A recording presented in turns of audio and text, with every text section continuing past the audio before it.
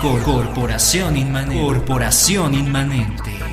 Presencia internacional en medios. Bien, regresamos de nuestro primer corte. Esto es Frecuencia Siniestra. Acaban de escuchar una canción de Southern Culture and the Skids, Werewolf. Bueno, vamos a continuar y ahora tenemos a nuestro colaborador, nuestro invitado, Gustavo Kraft. Buenas noches. Buenas noches. ¿Qué tal? ¿Cómo estás? Pues aquí otra vez dándote lata. Uno de tus temas favoritos, la licantropía. Claro, por supuesto. Bueno, hace un rato estabas mencionando sobre el libro clásico, ¿no? De Stephen King. Ajá, es eso de Hombre Lobo. Exacto. Que de hecho, bueno, yo ves que te lo enseñé. Sí. Me llama mucho la atención una parte de este libro que dice así más o menos. En la apestosa oscuridad, bajo el pajar, levantó su peluda cabeza, brillaron sus ojos amarillos y maldijo. Yo hambre, dijo en un susurro. Esta frase es de Henry Engel, que se basa, bueno, para su inicio de su libro Stephen King. También otra de las cosas que me gusta al comienzo de este libro es que dice así, esta es una rima infantil, y comienza diciendo, 30 días tiene septiembre, con abril, junio y noviembre, 28 tiene uno, y de los demás 31. Lluvia y nieve y sol radiante, y la luna siempre creciente, en todos lados dirigente. Es un libro que a mí te digo que repito que cuando lo tuve en mis manos la primera vez, de hecho aquí tenemos un ejemplar que nos trajo Gustavo, me impactaron las ilustraciones y en sí pues todo el relato, ¿no? Sí, ya. ¿De qué año es este? ¿De qué año es la novela? 1986, 87, o sea, ya está viejito y ve cómo ya lo trae. No, está muy bien, es una joya. Sí. Y bueno, también el dibujo que nos compartiste, esta ilustración, ¿qué es lo que te llama la atención del tema? Bueno, me llama la atención porque como lo habías dicho hace un rato, la licantropía tiene que ver mucho con cuestiones de origen mitológico, también tiene que ver con cuestiones de leyenda y sobre todo de cuestiones de pensamiento medieval, que se relaciona, como lo tocaste hace un rato, con todos los pueblos europeos generalmente. Se dicen muchas corrientes que hay en Francia, Rusia, en Turquía también incluso, y sobre todo también en parte de Norteamérica. Bueno, pero es una corriente que ya se retoma de los ingleses, porque en Londres también ese pueblo es bastante influenciado por la cuestión de los lobos, y generalmente esto de licantropía tiene un significado. Licantropía viene del término griego, lican, derivado también de Licaón, que ese fue el primer hombre lobo, que más adelante vamos a empezar a decir, pero en sí, licantropía tiene ese significado con la palabra de la unión licos, que significa lobo, y tropía, que deriva de significado como esencia del hombre, por así decirlo, y su significado más que nada es que es la habilidad o poder que tiene un ser humano para adquirir cierta transformación. Eso es lo que significa en términos de licantropía, ¿no? Sí. Sobre todo en términos literarios. Y como lo dijiste, hay distintos géneros de licantropía, que es la licantropía mitológica, la licantropía clínica, también hay otro tipo de licantropía, no sé, bueno, ya no te la comenté cuando salimos, que es la licantropía biológica, que es una deformación que tienen los genes, que se satura el vello, ahora sí, cúbico, ¿cómo se dice? El cuerpo, que de una forma descomunal surge en todas las partes, y es un mal, como el tipo de mal de elefante, que son donde ciertas partes del cuerpo crecen demasiado, pero esta forma crece mucho el cabello. De hecho, de los primeros casos de esta enfermedad se dieron documentados con fotos en 1921, fue en Guadalajara, una familia de Guadalajara que presentaban esta característica en la piel, principalmente en el rostro, que los documentaron y bueno, tiene un nombre de enfermedad, ahorita lo vamos a subir a la fanpage, y en México se han dado muchos esos casos, incluso hubo un documental en un canal en Discovery sobre esta enfermedad no sé si es una enfermedad de la piel, pero bueno, es un mal. Pero ¿qué es lo que realmente crees que la licantropía, no la clínica, por ejemplo, la mitológica, cómo te ha impactado a ti y cómo, al igual que a todos, ¿no? ¿Qué es lo que te llama más la atención de este tema?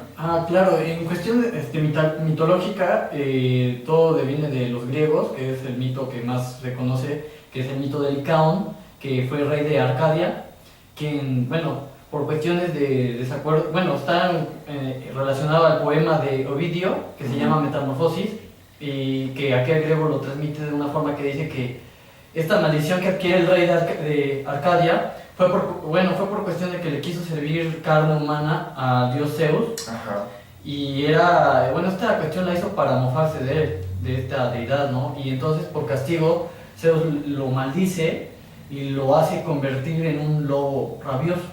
Aunque hay distintas versiones, ¿no? Es como lo habíamos comentado fuera del aire.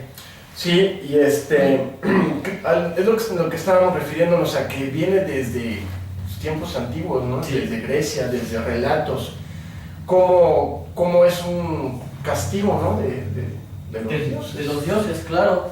Y otra cosa curiosa, ahora sí que en mis ratos libres, para darle acá al programa y así, investigué acerca de unas crónicas que tiene el propio Heródoto que habla de estas criaturas, y sí se me hizo como que interesante, porque Heródoto es considerado el padre de la historia, también griego, que fue el primer cronista histórico que narraba las guerras que tenía, los conflictos Grecia contra Persia en tiempos de Jerjes, Darío, y de esas cuestiones. Y él habla acerca de que en sus historias nos cuenta acerca de la tribu de los Neuri, que es una tribu ubicada al noreste de Sirtia, que él decía que, en sus crónicas decía que se transformaban, tenían algún don de tipo totémico, que en algunos determinados días del año tenían estas características de poderse mutar, por así decirlo. Y también el propio Virgilio conoce con familiaridad estas transformaciones de los seres humanos en lobos. Ya posteriormente, en la cuestión siguiendo con la cuestión del estudio de la mitología, también hay un romano, el famoso romano estudioso Plioninio el Viejo. Él, citando unas narraciones de Euates, nos cuenta que un hombre de la familia de Antius había sido elegido entre muchos para que lo llevaran al lago en Arcadia, donde colgó sus vestimentas allí en un árbol de cenizas y nadó a través de aquel lago, lo que dio como resultado la transformación en lobo, forma que mantuvo durante 9 años, bajo una condición que era no asesinar a ningún ser humano, porque si lo hacía, según iba a ser su maldición se le iba a prolongar eternamente. Y entonces este personaje, cuestión ya literaria, pues tiene un buen comportamiento para haberse librado de aquella maldición que se le propinó. La enfermedad es hipertricosis, y te digo que los primeros datos documentados fueron en México, e incluso hay una pintura, creo que es del siglo XVI, de un noble que también padece esta condición de la piel.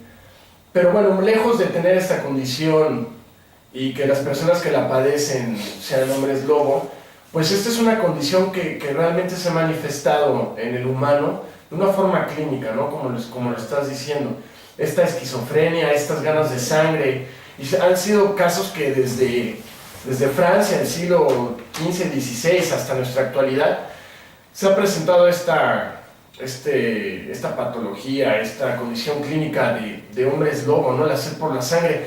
Incluso, bueno, la luna, en otro programa abarcaremos algo de que lo que la luna puede ejercer, ¿no? La influencia de la luna, que puede ejercer unos cambios muy extraños en la mente del humano, y lo podemos palpar en cuanto pues el mar cómo reacciona a las mareas. Se dice que hay ciertos individuos que la luna, en este caso la luna llena, hace un efecto en las células, o sea, cosas muy, muy interesantes, muy profundas, que tienen que ver con esta condición, y de ahí que es tan grande y es tan rico el mito de los hombres lobo. ¿Tú qué piensas de la licantropía clínica?